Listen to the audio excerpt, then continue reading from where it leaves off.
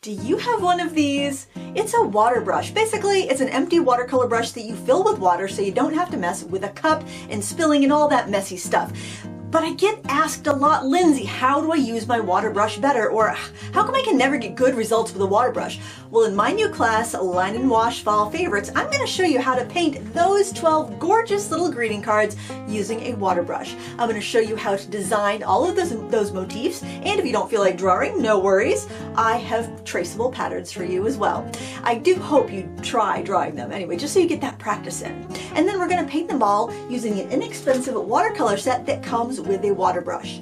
And you're going to learn the best way to get control, to do all your traditional watercolor techniques with a water brush, and best of all, you are going to be able to do it on the cheap. We use limited supplies, they don't cost a lot, you probably have the supplies in your stash all ready to go, and it's going to be so much fun. We're also going to use a set of fine liners. I'm using an affordable set of brown or sepia fine liners, but if you have black fine liners already and want to use those, that is totally fine. This is all about the instruction, less about the gadgets, except you will need a water brush, which you might even have kicking around your studio gathering dust already. So if you want to put your watercolors, fine liners, and water brush to work, check out my brand new class, Line and Wash Fall Favorites. I hope you check it out and enroll today. I'd love to paint with you.